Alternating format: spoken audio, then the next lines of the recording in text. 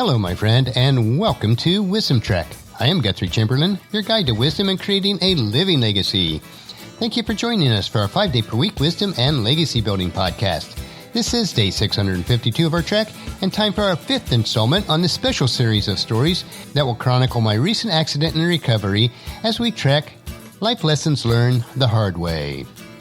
This accident is a major life event that will change my life for several months to come.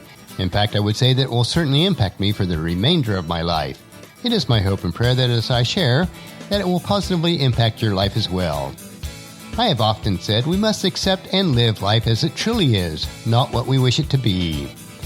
We don't always know or understand what will become of the uphill climbs and the treacherous downhill slopes that we do encounter on our trek of life. The key is to learn from these events and allow them to effectively become part of our living legacy, which will positively impact our lives and the lives of all those that we impact. For the next couple of Wisdom Nugget episodes, we'll continue on the series, and today we will look at Hospital Recovery, Life Lessons Learned the Hard Way.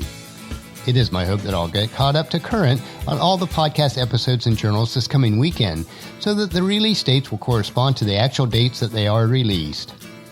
If you'd like to catch the first 3 episodes in this series, go to wisdom-trek.com/day-645, day-647, and day-650.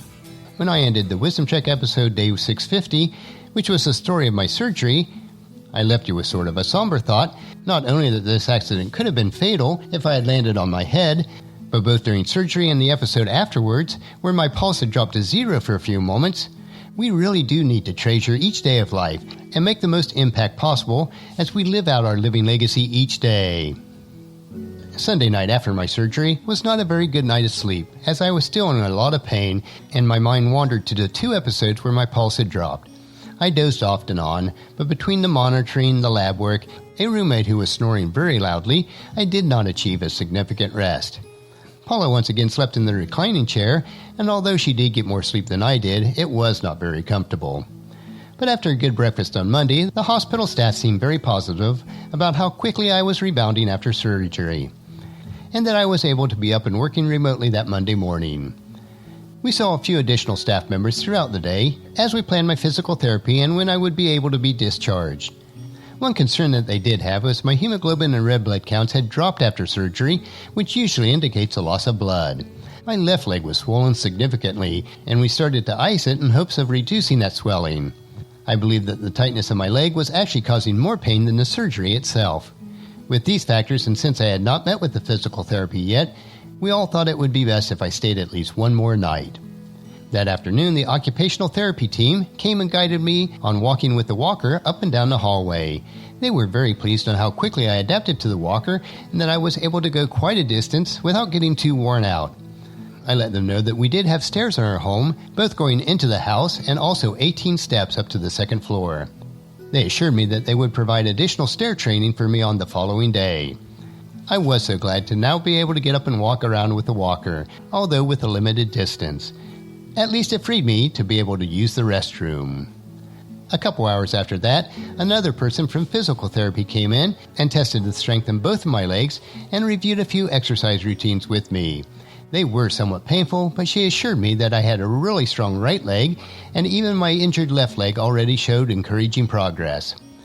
Since we felt that we could handle most of the exercises ourselves, she said that she would provide us with an in-home instruction sheet, which we can continue once we returned home.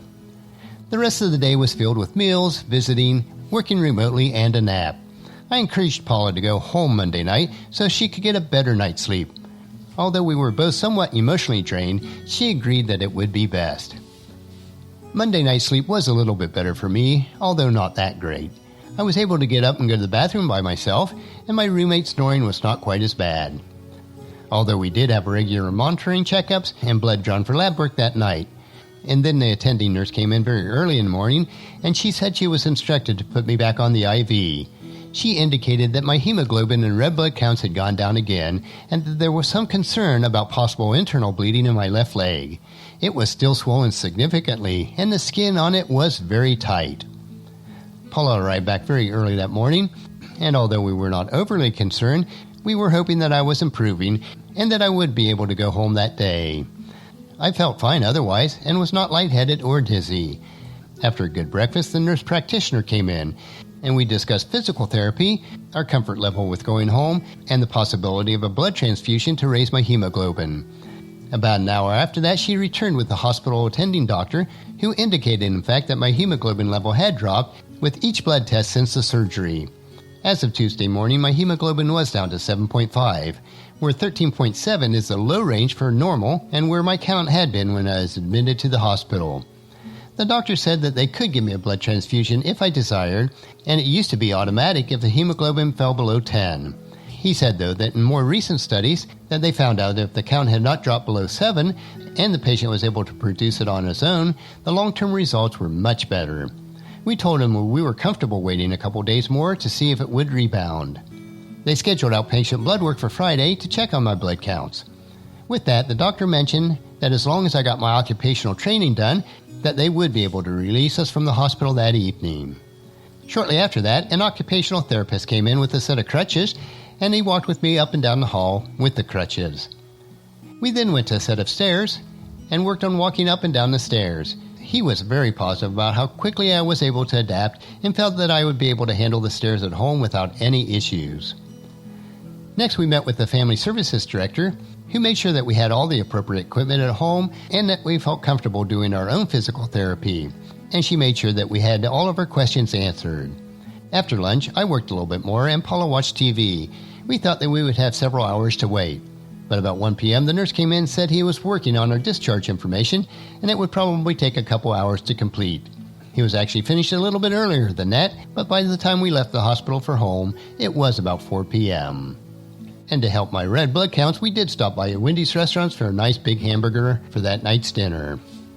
Well, I believe that covers most of the details on my hospital recovery program.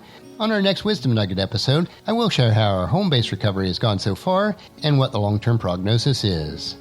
So my life lesson learned the hard way today is, with the proper training and guidance, you can overcome about any obstacle as long as you follow the guidelines.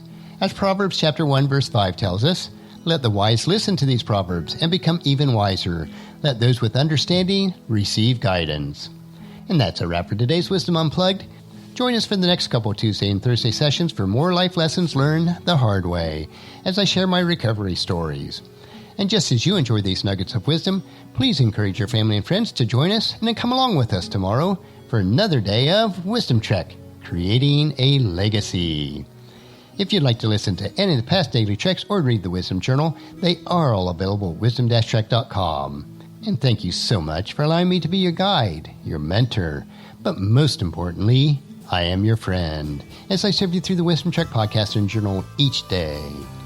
And as we take this trek of life together, let us always live abundantly, love unconditionally, listen intentionally, learn continuously, lend to others generously, lead with integrity, and then leave a living legacy each day. I am Guthrie Chamberlain, reminding you to keep moving forward, enjoy your journey, and then create a great day every day. See you tomorrow for Fearless Friday.